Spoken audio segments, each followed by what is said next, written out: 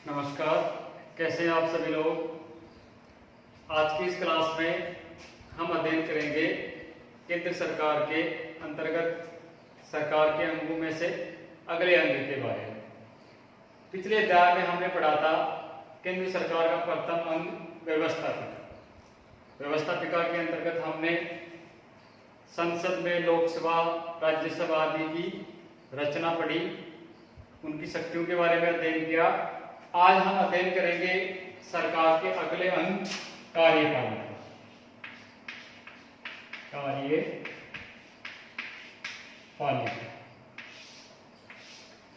सरकार का द्वितीय अंग कार्यपालिका है। संघीय कार्यपालिका में राष्ट्रपति, उपराष्ट्रपति, प्रधानमंत्री, मंत्रिपरिषद तथा महान्यायवादी ये सभी संघीय कार्यपालिका में शामिल होते हैं। इनमें हम सबसे पहले देखते हैं राष्ट्रपति।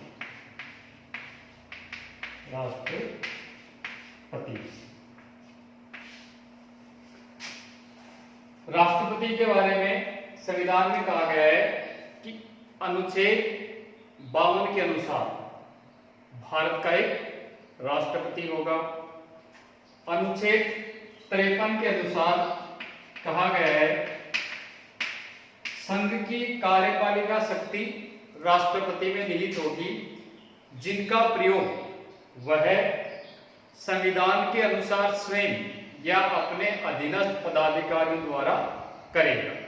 अर्थात शक्तियां राष्ट्रपति को दी गई है, जिनका प्रयोग या तो वह स्वयं करेगा या अपने पदाधिकारियों द्वारा उनका प्रयोग करेगा। भारतीय संविधान में राष्ट्रपति का पद ब्रिटेन की महारानी के समकक्ष है, यानी भारत में ब्रिटेन जैसी संसदात्मक शासन व्यवस्था को अपनाया गया है, जिसके अंतर्गत कार्यपालिका का एक वैधानिक प्रधान होता है, अर्थात एक नाममात्र का प्रधान तथा दूसरा वास्तविक प्रधान। भारतीय संघ की कार्यपालिका का वैधानिक प्रधान अर्थात औपचारिक प्रधान राष्ट्रपति है। प्रधानमंत्री सहित मंत्रिपरिषद कार्यपालिका का वास्तविक प्रधान है। भारतीय संघ में राष्ट्रपति की स्थिति ब्रिटिश सम्राट जैसी है, यानी उसके समकक्षी है। राष्ट्रपति भारत का राज्य प्रमुख होता है, वह भारत का प्रथम नागरिक है तथा राष्ट्र की एकता व अखंडता का प्रतीक है। अब हम देखते हैं राष्ट्रपति के लिए योग्यताएं। राष्ट्रपति पद की योग्यताएं, कौन कौन व्यक्ति भारत का राष्ट्रपति बन सकता है, उसके लिए क्या योग्यताएं होनी चाहिए। योग्यताओं में हम देखें तो सबसे पहली योग्यता यही है कि वह भारत का नागरिक होना चाहिए।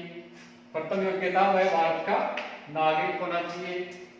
द्वितीय योग्यता है उसकी आयु 30 वर्ष पूरी हो चुकी हो, यानी राष्ट्रपति का निर्वाचन वही व्यक्ति लड़ सकता है जिसकी आयु 30 वर्ष पूरी हो चुकी हो।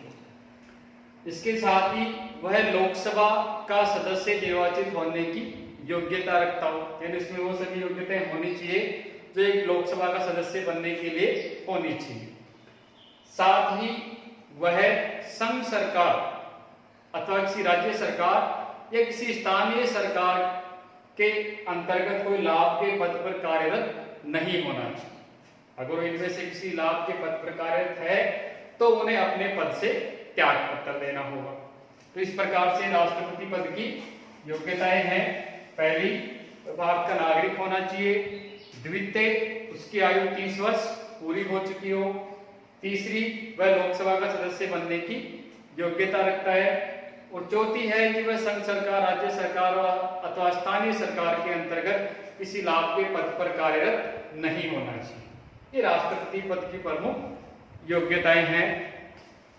अब सबसे महत्वपूर्ण चीज जो हम देखेंगे वह है राष्ट्रपति का निर्वाचन। राष्ट्रपति का निर्वाचन। तो राष्ट्रपति का निर्वाचन अप्रत्यक्ष निर्वाचन की पद्धति से किया जाता है। यानी भारतीय संविधान में राष्ट्रपति के निर्वाचन की पद्धति है वो अप्रत्यक्ष निर्वाचन पद्धति को अपनाया गया है। यह चुनाव आनुपातिक प्रतिनिधित्व के अनुसार एकल संक्रमणीय मत और गुप्त मतदान द्वारा होता है। आनुपातिक प्रतिनिधित्व से तात्पर्य है कि उसको एक निश्चित मत या एक निश्चित कोटा है वो प्राप्त करना चाहिए, न्यूनतम उतने वोट तो उसको मिलने ही चाहिए। एकल संक्रमणीय पद्धति का मतलब है उसके मतों का स्थानांतरण होता है, यानी उनको वरीयता दी जाती है, प्रथम द्वितीय तृतीय, इस प्रकार से उनके मत आगे स्थानांतरित होते रहते हैं एवं राष्ट्रपति का मतदान हो गुप्त होता है। यह गुप्त मतदान द्वारा राष्ट्रपति का निर्वाचन होता है। अब हम देखते हैं अप्रत्यक्ष निर्वाचन। निर्वाचन की दो पद्धति है, एक प्रत्यक्ष है, अप्रत्यक्ष है, नीचे पढ़ चुके हैं। तो राष्ट्रपति का निर्वाचन जनता द्वारा प्रत्यक्ष रूप से नहीं किया जाता है, यानी जहां पर जनता सीधे वोट देती हो प्रत्यक्ष पद्धति होती है, और जहां जनता डायरेक्ट वोट नहीं डालती है वो अप्रत्यक्ष पद्धति है। यानी उनके स्थान पर, जनता के स्थान पर कुछ निश्चित चुने हुए या जो खास लोग होते हैं वो राष्ट्रपति का निर्वाचन करते हैं। तो वो खास लोग कौन कौन है, इसके लिए अनुच्छेद 54 के अनुसार एक निर्वाचन मंडल बनाया है राष्ट्रपति के लिए कि राष्ट्रपति के निर्वाचन में ये व्यक्ति वोट डाल सकेंगे। उस निर्वाचक मंडल में निम्न लोग शामिल होंगे। पहला है संसद के दोनों सदनों के निर्वाचित सदस्य। संसद यानी दो सदन है, लोकसभा और राज्यसभा। तो इन दोनों सदनों के निर्वाचित सदस्य मनोनीत राष्ट्रपति के निर्वाचन में भाग नहीं लेते हैं। दोनों सदनों के निर्वाचित सदस्य, साथ ही राज्यों की विधानसभाओं, इनमें राज्य और संघीय क्षेत्र यानी जो केंद्र शासित प्रदेश है जहां पर विधानसभाएं हैं, दिल्ली, पुडुचेरी और वर्तमान में जम्मू एंड कश्मीर। तो संघीय क्षेत्र और राज्यों की विधानसभाओं के निर्वाचित सदस्य हैं वो भी इसमें शामिल होते हैं। ये राष्ट्रपति का निर्वाचक मंडल है जिसमें संसद के दोनों सदनों के निर्वाचित सदस्य, साथ ही राज्यों की विधानसभाओं के, जिनमें राज्य और संघीय क्षेत्र दोनों शामिल होते हैं। तो इन तीनों के निर्वाचित सदस्य राष्ट्रपति के निर्वाचक मंडल में शामिल होते हैं। आगे हम देखते हैं एकल संक्रमणीय पद्धति। एकल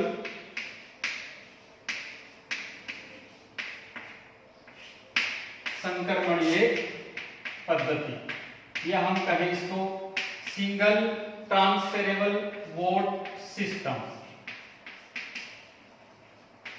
एसटीवी सिस्टम ही हम इसको कह सकते हैं अंग्रेजी में। तो एकल संक्रमणीय मत पद्धति के अनुसार राष्ट्रपति का चुनाव एक विशेष मत पद्धति के अनुसार होगा जिसे एकल संक्रमणीय पद्धति कहा जाता है। इस चुनाव में मतदान गुप्त मतपत्र द्वारा होता है और उम्मीदवार को सफलता प्राप्त करने के लिए एक निश्चित भाग यानी एक न्यूनतम कोटा प्राप्त करना आवश्यक होता है। वो न्यूनतम कोटा कैसे ज्ञात करते हैं कि डाले गए वैध मतों की संख्या बटावा निर्वाचित होने वाले प्रतिनिधियों की संख्या प्लस 1। डाले गए वैध मत, ये हम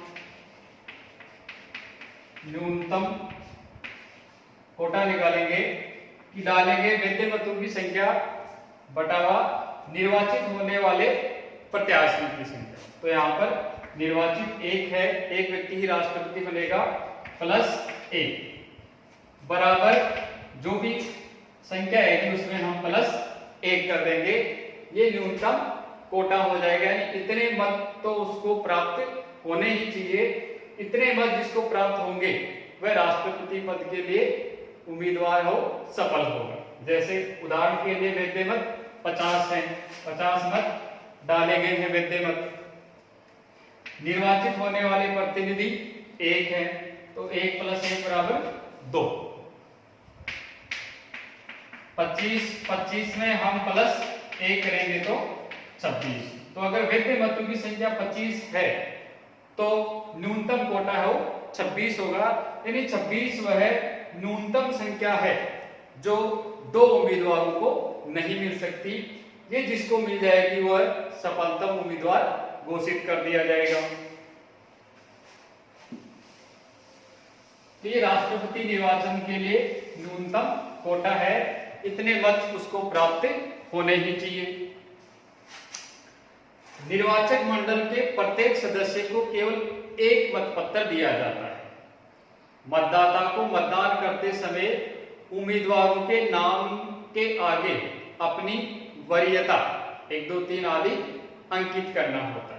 सामान्यतः हम चुनाव में देखते हैं कि जिसको भी हमें चुनना है हम उसका ईवीएम का बटन दबाते हैं या उसके सामने सील लगाते हैं, लेकिन इस पद्धति में प्रत्येक मतदाता को एक तरह से एक मतपत्र दिया जाता है, जिसमें मान लें कि 3 उम्मीदवार हैं, ए, बी और सी।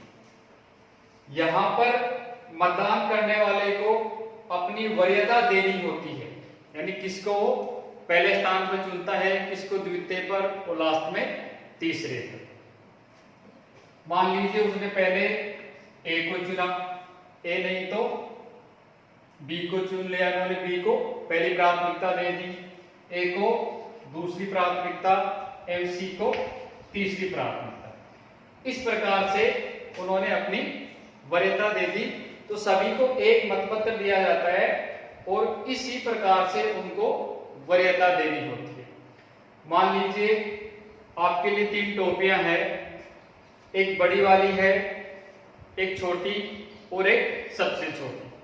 इन तीनों में से आपको एक टोपी का चुनाव करना है। अब आप सबसे पहले कहेंगे कि मुझे तो बड़ी वाली चाहिए। मान लीजिए बड़ी वाली आपको नहीं मिले, तो फिर आप कहेंगे मुझे ये बीच वाली है वो चाहिए।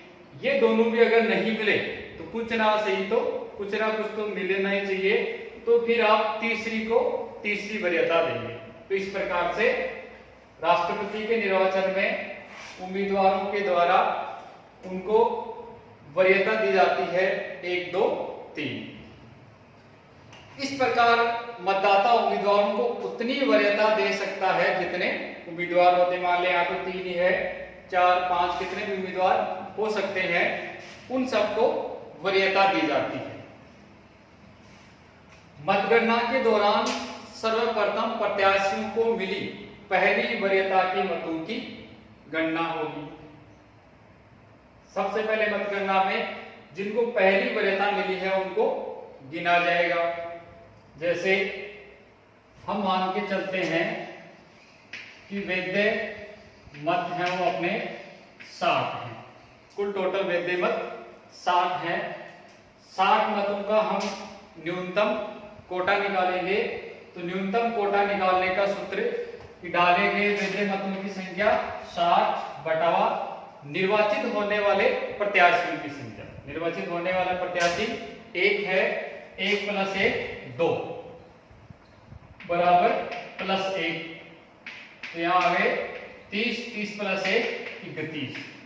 31 अगर 60 वैध मत है तो 31 अपना न्यूनतम कोटा है। जिस उम्मीदवार को 31 मत प्राप्त हो जाएंगे वह राष्ट्रपति पद के लिए विजेता घोषित होगा। मतगणना में हमने देखा इसमें वरीयता के अनुसार मतगणना की जाती है। तो सर्वप्रथम हमने पहली वरीयता के मतों की गणना की। तो पहली वरीयता के मतों का परिणाम इस प्रकार आया कि ए को पहली प्राथमिकता है वो 20 मतदाताओं ने ए को पहली प्राथमिकता पे रखा, बी को 10 मतदाताओं ने रखा और सी को पहली प्राथमिकता 30 मतदाताओं ने। ये अपना रिजल्ट आया।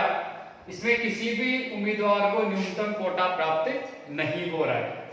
तो यदि इस चरण में किसी भी प्रत्याशी को कोटा अर्जित न हो तो प्रथम चरण के न्यूनतम वोट प्राप्त करने वाले प्रत्याशी को मुकाबले से बाहर कर दिया जाता है।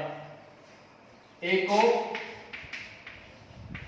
20 मत मिले थे, बी को 10 और सी को 30।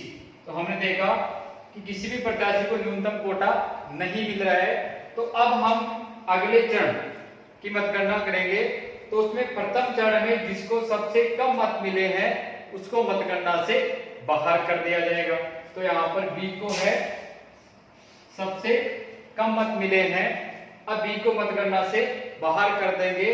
लेकिन बी को मतगणना से बाहर करने से पहले इसके जो मत हैं वो अन्य उम्मीदवार ए और सी को स्थानांतरित करेंगे। जिन मतदाताओं ने बी को पहली प्राथमिकता दी है वो दूसरी प्राथमिकता पे या तो ए को रखेंगे या सी को रखेंगे। तो हमने देखा कि जिन्होंने बी को पहली प्राथमिकता दी थी उनमें से मान लीजिए 6 मतदाताओं ने ए को दूसरी प्राथमिकता पे रखा था और 4 मतदाताओं ने सी को दूसरी प्राथमिकता पे रखा। तो अब इन दूसरी प्राथमिकता के मतों को अन्य उम्मीदवारों के मतों में हम जोड़ देंगे। ए को 20 + 6 26 और सी को 30 + 4 34। इस प्रकार से अगले चरण में न्यूनतम मत प्राप्त करने वाले बी प्रत्याशी को मतगणना से बाहर कर दिया और इसके द्वितीय वरीयता के मतों को ए और सी जो अन्य प्रत्याशी है उनमें हमको जोड़ दिया, यानी उनको ट्रांसफर कर दिया। यही तो है एकल संक्रमणीय मत, एसटीवी सिस्टम। तो यहाँ मतों का स्थानांतरण होता है। यहाँ पर ए को 26 मत प्राप्त हो गए और सी को 34। अब हम देखेंगे न्यूनतम कोटा 31 है, तो यहाँ पर सी ने वह न्यूनतम कोटा अर्जित कर लिया है। तो यहाँ पर सी है वो राष्ट्रपति पद के लिए सफलतम प्रत्याशी हो घोषित कर दिया जाएगा, सी राष्ट्रपति पद का विजेता हो। यह प्रक्रिया तब तक चलती है जब तक उम्मीदवार को निर्धारित मत प्राप्त नहीं कर लेता। यानी अगर द्वितीय चरण में भी नहीं प्राप्त होते हैं तो हम फिर अगले चरण यानी तीसरे चरण की ओर मतगणना करते हैं। तो इस प्रकार से राष्ट्रपति पद का निर्वाचन होता हो, मतगणना होती है। अब आगे हम देखते हैं राष्ट्रपति को पद से हटाने की प्रक्रिया, यानी कैसे उसको पद से हटाया जाता है। तो राष्ट्रपति को पद से हटाने की प्रक्रिया है उसको हम महाभियोग कहेंगे।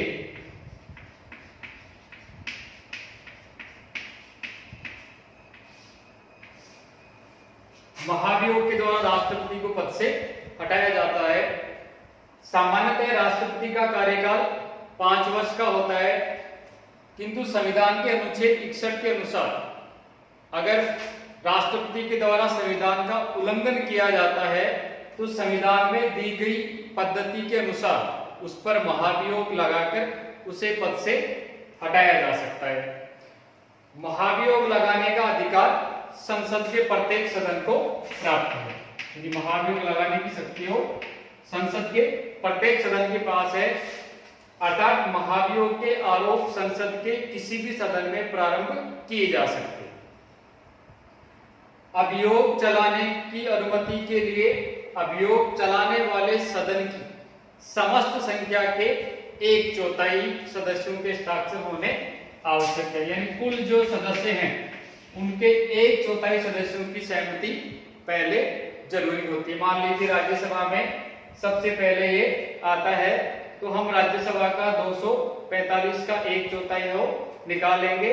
इतने सदस्यों की पहली सहमति होनी चाहिए, तभी वो उस सदन में प्रस्ताव लाया जाएगा। साथ ही राष्ट्रपति को 14 दिन का नोटिस दिया जाएगा, अर्थात सदन में प्रस्ताव प्राप्त होने के 14 दिन बाद अभियोग लगाने वाले सदन में उस पर विचार किया जाएगा। यदि प्रस्ताव सदन की कुल सदस्य संख्या के 2/3 बहुमत से पारित हो जाता है, यानी राज्यसभा में अगर पहले प्रस्ताव लाया गया तो राज्यसभा की कुल सदस्य संख्या के 2/3 से अगर प्रस्ताव पारित हो जाता है, यानी राष्ट्रपति पर लगाए गए आरोप सिद्ध हो जाते हैं, तो प्रस्ताव को फिर द्वितीय सदन को भेजा जाएगा। यह आवश्यक नहीं कि पहले राज्यसभा में भी लाया जाए, यह किसी भी सदन में लाया जा सकता है। हम पहले लोकसभा में भी ला सकते हैं, लेकिन पूर्व शर्त यह है कि उसके 1/4 सदस्यों की उस पर पहले सहमति आवश्यक है, और उस पर सुनवाई होने से पहले 14 दिन को राष्ट्रपति को नोटिस दिया जाता है। 14 दिन बाद ही उस पर सुनवाई होती है। तो मान लीजिए पहले सदन ने प्रस्ताव पास कर दिए, राष्ट्रपति पर आरोप सिद्ध कर दिए, तो अब वह प्रस्ताव दूसरे सदन के पास जाएगा। दूसरा सदन इन आरोपों की जांच या तो स्वयं करेगा या इसके लिए विशेष समिति नियुक्त करेगा। ध्यान रहे, पहला सदन आरोपों की जांच नहीं करेगा, वो कोई समिति गठित नहीं करेगा। पहले सदन से पास होने के बाद में अगर महाभियोग का प्रस्ताव द्वितीय सदन में आता है, तब द्वितीय सदन उस आरोपों की जांच या तो स्वयं करता है या एक विशेष समिति गठित करता है। राष्ट्रपति को इसमें उपस्थित होने तथा अपना प्रतिनिधित्व कराने का अधिकार होगा, यानी वह अपना पक्ष रख सकता है द्वितीय सदन में। यदि दूसरा सदन इन आरोपों को सही पाता है, अर्थात आरोप सिद्ध हो जाते हैं, तो महाभियोग का प्रस्ताव अगर 2/3 बहुमत से पारित कर देता है ये दूसरा सदन, तो प्रस्ताव पारित होने की तिथि से राष्ट्रपति हो पदच्युत समझा जाएगा, यानी उस तिथि से राष्ट्रपति को पद से हटना होगा। इस प्रकार से राष्ट्रपति को हटाने की प्रक्रिया महाभियोग है। महाभियोग लगाने की शक्ति संसद को है। संसद के किसी भी सदन में प्रस्ताव लाया जा सकता है। पहले सदन में लाने के लिए 1/4 सदस्यों की पूर्व स्वीकृति आवश्यक है, और पहला सदन अगर इसको पारित कर देता है तो प्रस्ताव द्वितीय सदन में जाता है। द्वितीय सदन इन आरोपों की जांच करता है, और वह भी अगर 2/3 बहुमत से प्रस्ताव पारित कर देता है, तो उस स्थिति से राष्ट्रपति का पद हो रिक्त समझा जाएगा, उनको पदच्युत कर दिया जाएगा। इस प्रकार से आज की क्लास में हमने राष्ट्रपति पद की योग्यताएं, निर्वाचन पद्धति और राष्ट्रपति को हटाने की प्रक्रिया महाभियोग का अध्ययन किया है। आज की क्लास में इतना ही। धन्यवाद।